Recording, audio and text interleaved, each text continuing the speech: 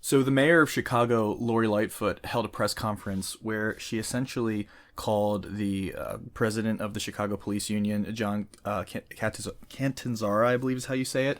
She just insulted him up and down and said that he had ruined his career, and anybody who follows him is going to ruin their career too, and that he's just a horrible human being, an example of what not to be, and was just railing into him extremely like middle school emotionally, just like I'm gonna get him. And she just wields power from this place of victimization, and it's just like I was traumatized by the Trump presidency, so that gives me carte blanche to treat any white man like this, and we are not going to give any white man power. It's just so obvious the way that she projects her subconscious inferiority complex onto every situation. She's so defensive, she's so vitriolic, and she's authoritarian. These vaccine mandates are, it's a schizophrenic policy, as the police union president has said. It doesn't make any sense. There's no constitutional backing for it. John Catanzara, I forget how to say his name, he's expecting 3,000 police officers in Chicago to defy the mandate. And Lori Lightfoot isn't taking this seriously. She's saying anybody who doesn't do what I say is just going to be fired, and is just going to be like this whelp John.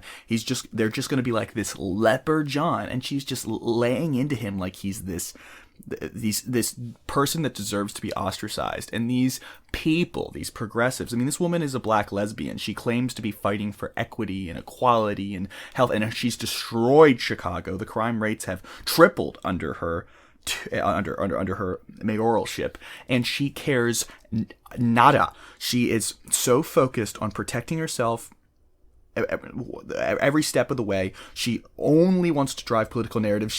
Everything is about her affirmation on Twitter. She wants to feel like a hero in a video game, and she's probably getting underground money. I mean, Chicago's called the Windy City, not because it's windy, not because it's cold, because it's corrupt. And nothing is more corrupt than someone who is in a position of power, who wields their power like an inferior. She doesn't wield her power like a true leader. Leads with their vulnerabilities, accepts responsibility, is open-minded, wants to truly help the people. But no, every time there's a problem, she blames someone else. She rejects responsibility like in the same way that a sociopath does, or a psychopath does. If she was to take any modicum of responsibility, she considers it vulnerability or weakness. I mean, it's almost like all of her behavior is a maladaptive coping mechanism for some sort of like infantile trauma that she's living. I mean, she is so mad at her mother or her father or whatever that every single second she's just railing into life around her. I imagine living with her is a horror. And the reason why I'm talking about Lori Lightfoot so much is because she is the problem. She is an example of the problem, and it has nothing to do with her race. It has nothing to do with her gender. It has everything to do with the fact that she wields power like a victim. And if you wield power like a victim, it's your prerogative to do anything you want. If you say my position, my place as a victimized class, my identity as a victimized class, it gives me carte blanche to say whatever I want to do, to implement any policy that I want, and whether it's constitutional or not, it's my authority as a black lesbian woman to do that because Donald Trump was president. I mean, it's so there's no basis in reality. There's no legitimacy to her power, how she wields it, and it's not helping the people in Chicago. Over 100 people are shot almost every weekend. And she doesn't care. It's all lip service. And you know what? John Catanzara is going to fight this battle to the end, and he served faithfully as a police officer his entire life. We'll see who wins. You know, women want to wage war like this in this infantile, victimized way. It's like if the one who cries wolf first wins. Bullshit. That is not going to survive. It's not going to stand the test of time. And the pendulum's going to swing back in such a way that women who've been wielding power like this are never going to be able to wield power again.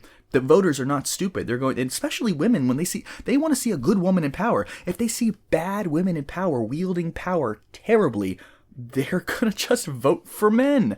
So I would urge moderates or progressives or anybody who would lean towards voting for someone like Lori Lightfoot, observe their behavior. My God, all you have to do is look up her Yelp review that Tim Dillon did a review on. She's abhorrent and malignant and a cancer on society. And people like her are just continue to validate each other, and they're producing asexually by budding because it's brainwashing. And Lori Lightfoot, look at her, she's brainwashed. And last year she got her hair done with, I mean, she was at a baseball game without a mask. It's all hypocrisy. Rules for thee, but not for me. And if this elite who wields power like she's like a victim, and who's only been a corrupt government servant her entire life, there is no basis in anything that she does that has any realm of authenticity, truth, or interest in the American people. It is all self-serving, and people like this need to be called out every step of the way.